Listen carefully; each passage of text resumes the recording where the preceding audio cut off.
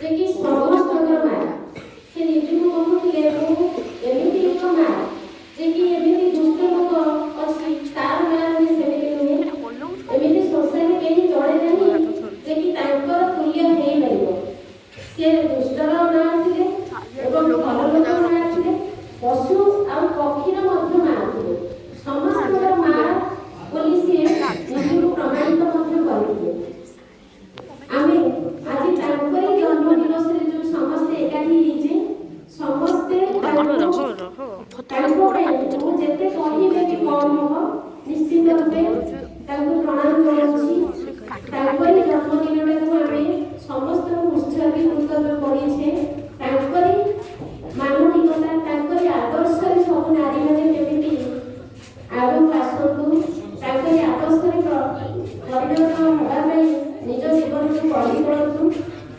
प्रथमे हुआ जाइछि नार्यस्तु जत्र पूज्यते रमन्ते तत्र देवता नारी माने जेउठी पूजा पाती सेठी देवता माने विचरण करते नारी माने पूजा पाइया योग्य किंतु प्रत्येक नारी क्षेत्र रे यह नहीं परिमा किंतु आनी जो सारदा मान को जन्मदिन आज पाळिछे से एमिति एक नारी जहा कि तांको स्वामी आमर रामकृष्ण परमहंस तो पिला माने समस्त जानि राम जड़े एमिति एक गुरु गोटे से शिष्य गठन करथिले विवेकानंद प्रत्येक पिला विवेकानंद को जानिछ गोटे गुरु ता जीवन रे एते कष्ट कले ही गोटे शिष्य से ठिया करि परिबो से हेले विवेकानंद जे कि भल मन एवं पागलामी से रामकृष्ण परमहंस को समस्ते कहते पागल तांकर आचरण एमिति थिला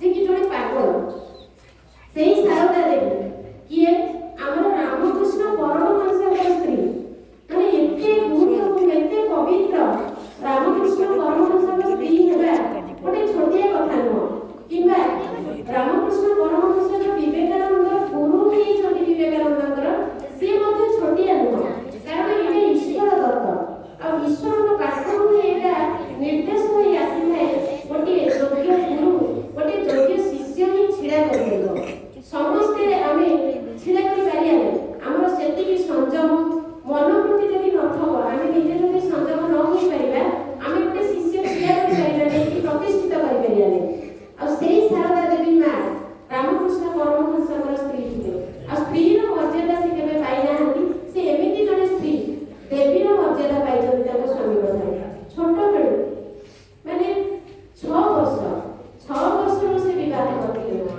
तमरा हमर बहुत गुरु पिला पूर्वरु बाल्य विवाह प्रथा बाल्य विवाह माने 6 वर्ष 5 वर्ष तुमे जो छोट पिला सब अछ से वर्ष विवाह करि दिया जाइला जेति विवाह माने किछि जानि नथिले सेही समय से रामकृष्ण परमहंस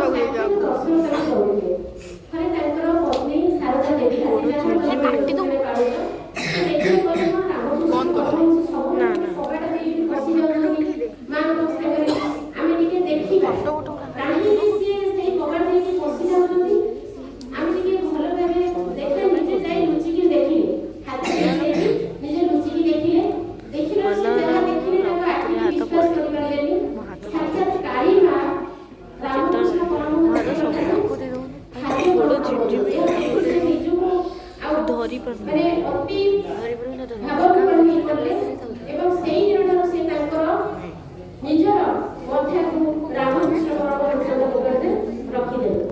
ଆଉ ଗୋଟେ ସବୁଠାରୁ ତମେ ବଡ଼ କଥା ଜାଣିଥିବ ପିଲାମାନେ, ବିବେକାନନ୍ଦ ଆମର ଯିଏ ଭଲ ଭାବେ ଜାଣିଛ, ବିବେକାନନ୍ଦ ସେ ଯାଇଥିଲେ ଚିକାଗୋ, ଆମେରିକାର ଚିକାଗୋ ସହରରେ ଗୋଟେ ଆମର ବିଶ୍ୱ ଧର୍ମ ସମ୍ମିଳନୀ ହେଉଥିଲା। ସେଇ ସମୟରେ ଯୋଉ ବିଶ୍ୱ ଧର୍ମ ସମ୍ମିଳନୀ ହେଉଥିଲା ସେଥିରେ ବିଶ୍ୱର ସମସ୍ତ ଗୁରୁମାନେ ଯିବେ, ନିଜ ନିଜ ଦେଶ ବିଷୟରେ କହିବେ। ବୁଝିପାରୁଛ? ନିଜର ଦେଶ ବିଷୟରେ କହିବେ ମାନେ ନିଜର ଦେଶ କେମିତି ବଡ଼, ନିଜର ଧର୍ମ କେମିତି ବଡ଼, ସେଇ ବିଷୟରେ କହିବେ। ଆଉ ଆମ ଦେଶରୁ କିଏ ଯାଇଥିଲେ? ବିବେକାନନ୍ଦ ଯାଇଥିଲେ। ତାଙ୍କୁ ମାତ୍ର 30 ବର୍ଷ ହୋଇଥିଲା। ଆଉ ସିଏ ବିବେକାନନ୍ଦଙ୍କର ଗୁରୁ କିଏ? ରାମକୃଷ୍ଣ ପରମହଂସ। ଆଉ ଶାରଦା ଦେବୀଙ୍କ ନିକଟକୁ ସେ ଗଲେ। ବିବେକାନନ୍ଦ ଯାଇକି ଶାରଦା ଦେବୀଙ୍କୁ କ'ଣ କହିଲେ କି ମା, ମୁଁ ବିଶ୍ୱ ଧର୍ମ ସମ୍ମିଳନୀକି ଯିବାକୁ ଚାହୁଁଛି, ଆପଣଙ୍କର ଆଶୀର୍ବାଦ ମୋ ଇଚ୍ଛା ହେଉଛି, ଆପଣ ଯଦି ଆଶୀର୍ବାଦ ଦେବେ ମୁଁ ନିଶ୍ଚିତ ଯାଇ ସେଠି ସଫଳ ହେବି। ତାପରେ ଶାରଦା ଦେବୀ ସେଇ ସମୟରେ ରୋଷେଇ କରୁଥିଲେ। ରୋଷେଇ କରିବା ସମୟରେ ତାଙ୍କୁ ଗୋଟେ ପରୀକ୍ଷା କଲେ ବିବେକାନନ୍ଦଙ୍କୁ। ଯୋଉ ପରୀକ୍ଷାଟା କଲେ, କହିଲେ ହଁ ତୁମେ ଯିବ, କିନ୍ତୁ ମୋତେ ଟିକେ ପରିବା କାଟିବା ପାଇଁ ଯୋଉ ଚାକୁଟା ଅଛି, ଆମେ ଯୋଉ ଛୁରୀରେ କାଟୁ, ବୁଝିଲା, ଛୁରୀରେ କାଟୁ, ସେଇ ଛୁରୀଟା ଟିକେ ମୋତେ ଦେଇ ଦେଇକି ତୁମେ ଯାଅ। ତାପରେ ବିବେକାନନ୍ଦ କ'ଣ କରିଥିଲେ? ଛୁରୀଟା ଆଣିଲେ, ଆଣିକି ମା ଶାରଦା ଦେବୀଙ୍କୁ ଦେଲେ। ଆଚ୍ଛା, ଯେତେବେଳେ ଶାରଦା ଦେବୀଙ୍କୁ ଦେଲେ, ଶାରଦା ଦେବୀ କହିଲେ ହଁ ଠିକ୍ ଅଛି, ତୁମେ ଯିବ, ଆଉ ତୁମେ ମୋ ପରୀକ୍ଷାରେ, ମୁଁ ଗୋଟେ ପରୀକ୍ଷା କରୁଥିଲି, ସେଇ ପରୀକ୍ଷାରେ ତୁମେ ସଫଳ ହେଇଗଲ, ଆଉ ତୁମେ ଏଥରକ ଯାଇପାର।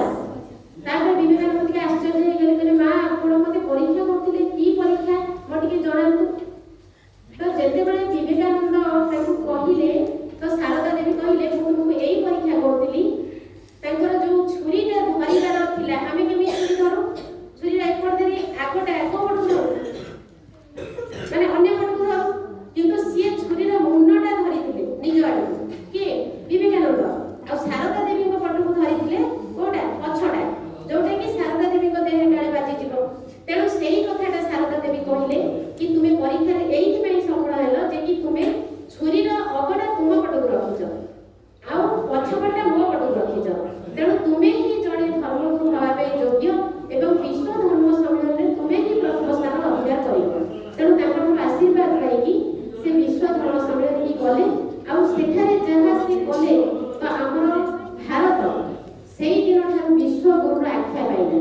ସେଠି ଯେତେବେଳେ ଦେଖିଲେ ତାଙ୍କୁ, ଶାରଦା ଦେବୀଙ୍କର ଯେମିତି ସରଳ ଜୀବନଯାପନ ଥିଲା, ବିବେକାନନ୍ଦଙ୍କର ମଧ୍ୟ ସେମିତି ସରଳ ଜୀବନଯାପନ ଥିଲା, ସାଧାରଣ ଜୀବନଯାପନ। ଆମେରିକାରେ ତାଙ୍କୁ ଦେଖି ହସିଲେ, କହିଲେ ଇଏ କ'ଣ ଏମିତି ପିନ୍ଧିଛି, ଏଠି ଗୋଟେ କ'ଣ ଆସିଛି, ଆମେ ସବୁ ସୁଟ୍ ବୁଟ୍ ଟାଏ ସବୁ ପିନ୍ଧୁଛୁ, ଇଏ ଆମ ଭିତରେ ଏତେ ଭଲ କଥା କହିବ ଯେ ଆମର ଧର୍ମ ପ୍ରଥମ ହେଇଯିବ। ବୁଝିପାରୁଛ ତ ପିଲାମାନେ? ସମସ୍ତେ କାହାକୁ ଟିକେ ବେଶୀ ଦେଖନ୍ତି, ଯୋଉମାନେ ଟିକେ ଟାଏ ଭିଡ଼ିଥିବେ, ବୁଟ୍ ଭିଡ଼ିଥିବେ, ବୁଟ୍ ପିନ୍ଧିକି ପୁରା ଚାଲୁଥିବେ, ସମସ୍ତେ ତାଙ୍କୁ ବେଶୀ ସମ୍ମାନ କରନ୍ତି ନା ନାଇଁ? ସେଠି ମଧ୍ୟ ସେଇଆ ହେଲା। ବିବେକାନନ୍ଦଙ୍କ ଉପରେ ଟିକେ ସମସ୍ତେ ହସିଲେ, ଆଉ ସମସ୍ତେ କହିସାରିଲେ, ନିଜ ନିଜ ଧର୍ମ ବିଷୟରେ କହିସାରିଲେ, ଆଉ ସମସ୍ତେ ନିଜ ଧର୍ମକୁ ହିଁ ସମ୍ମାନ କରୁଥିଲେ। ସେଠି ଯୋଉ ଧର୍ମ ସମ୍ମିଳନୀ ହେଇଥିଲା, ବିଶ୍ୱରୁ ସବୁ କୋଣ ଅନୁକୂଳ ଗୁରୁମାନେ ଆସିଥିଲେ, ସମସ୍ତେ ନିଜ ଧର୍ମକୁ ସମ୍ମାନ କରୁଥିଲେ। କିନ୍ତୁ ବିବେକାନନ୍ଦଙ୍କ ପାଇଁ ସମୟ ନଥିଲେ, କେହି ତାଙ୍କ ଆଡ଼କୁ ଅନଉ ନଥିଲେ କି ଇଏ ଏମିତି ପିନ୍ଧିଛି ଆସିଛି, ଇଏ କିଛି କହିପାରିବନି। କିଛି ସମୟ ପରେ ଯେତେବେଳେ ବିବେକାନନ୍ଦଙ୍କ ପାଳି ପଡ଼ିଲା, ତ ଗଲେ, କିଛି ସମୟ ସେ ନୀରବ ହେଲେ। ଅଳ୍ପ ସମୟ ତାଙ୍କୁ ଦିଆଯାଇଥିଲା କହିବା ପାଇଁ। ସେଇ ଅଳ୍ପ ସମୟ ଭିତରେ ସେ 5ଟି ଶବ୍ଦ ପ୍ରଥମେ କହିଲେ। ସେଇ ଯୋଉ 5ଟି ଶବ୍ଦ ହେଲା କ'ଣ? ସିଷ୍ଟର୍ସ, ବ୍ରଦର୍ସ, ହେଲା, ଆଉ କ'ଣ? Sisters and brothers of America, ହେଲା। ଏଇ ଯୋଉ 5ଟି ଶବ୍ଦ କହିଲେ, ସେଠି ଏତେ ତାଳି ବାଜିଲା, କାରଣ ସିଏ ଭାଇ ଓ ଭଉଣୀ ବୋଲି ସମସ୍ତଙ୍କୁ ସମ୍ବୋଧନ କଲେ। ଆମେରିକାରେ ସମସ୍ତେ ଯେତେ ଧର୍ମଗୁରୁ ଆମେ ସମସ୍ତଙ୍କର ନିଜ। ଆଉ ଗୋଟେ ସେ ତା ପରବର୍ତ୍ତୀ ଯୋଉଟା ଆରମ୍ଭ କଲେ, ଯୋଉଟା ଥିଲା କି ଆମର ଉପନିଷଦରେ ଅଛି, ଅୟଂ ନିଜ ପରବେତି ଗଣନା ଲଘୁ ଚେତସାମ୍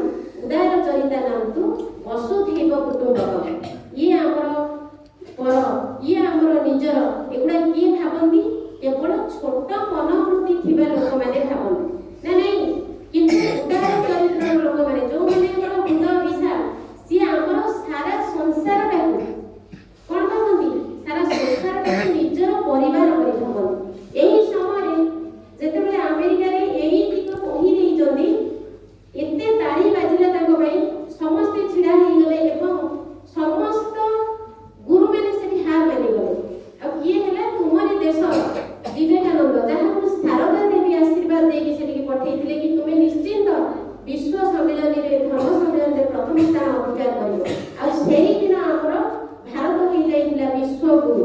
ବିଶ୍ୱଗୁରୁର ଆଖ୍ୟା ପାଇଥିଲେ ଆଉ ସମସ୍ତେ ବିବେକାନନ୍ଦଙ୍କ ଆଡ଼କୁ ଠାଇଁ ଆସିଥିଲେ। କାରଣ ସାରା ସଂସାରଟା ଆମ ନିଜର, ଆମେ ଗୋଟିଏ ଧର୍ମର ନୁହଁ, ଆମେ ଜାତି ଧର୍ମ ବର୍ଣ୍ଣ ନିର୍ବିଶେଷରେ ସମସ୍ତେ ଏକ। ତେଣୁ ଆମେ ସମସ୍ତେ ଆଜି ତାଙ୍କୁ ନତମସ୍ତକ ହେବା, ତାଙ୍କ ପାଖରେ ଆମେ ସବୁବେଳେ ପ୍ରଣାମ ଜଣାଇବା ଆଉ ତାଙ୍କରି ମାର୍ଗକୁ ଅନୁସରଣ କରିବା। ଆମେ ନିଜେ ତ କିଛି ନୁହେଁ, ତେଣୁ ତାଙ୍କରି ଯେଉଁ ପଥ ଅଛି ସେଇଆକୁ ଅନୁସରଣ କରିବା। କଥାରେ ଅଛି ମହାଜନ ଯେନ ବଦର୍ଶ ପନ୍ଥା। ମହାପୁରୁଷମାନେ ଯେଉଁ ଆଡ଼େ ଯାଇଛନ୍ତି, ଯେଉଁ କର୍ମ କରିଛନ୍ତି, ଆମେ ସରଳ ଜୀବନଯାପନ କରି ତାଙ୍କୁ ଯଦି ଅନୁସରଣ କରିବା ନିଶ୍ଚିତ ରୂପେ ଆମେ ଆଗକୁ ଆସିବା। ନିଶ୍ଚିତ ରୂପେ ଆମର ବର୍ତ୍ତମାନ ସମାଜ ପାଇଁ ଗୋଟେ ମାଆର ଆବଶ୍ୟକତା ଅଛି। ସେ ମା କିଏ? ଶାରଦା ଦେବୀଙ୍କ ପରି ମା ଗୋଟେ ଦରକାର, ଯିଏକି ଆଡ଼ମ୍ବରପୂର୍ଣ୍ଣ ଜୀବନ ନୁହେଁ। ଆମର ବିବେକାନନ୍ଦଙ୍କୁ ଆଶୀର୍ବାଦ ଦେଲା ପରେ ସବୁବେଳେ ପାଇଁକି ପିଲାମାନଙ୍କୁ ଶିକ୍ଷା ଦେବା ଦରକାର କି ଆମେ ଭଲ କେମିତି ନିଜ ପାଇଁକି ହେଇ ଅନ୍ୟକୁ କେମିତି ଭଲ ବାଟ ଦେଖେଇବା, ନିଜେ ପଛରେ ଜୀବନ ଆମର ଯାଉ, ଅନ୍ୟକୁ ଆମେ ମାର୍ଗଦର୍ଶନ ଦେଖେଇବା। ମୁଁ ଏତିକି କହି ରଖୁଛି, ସମସ୍ତଙ୍କୁ ପ୍ରଣାମ ଜଣାଉଛି।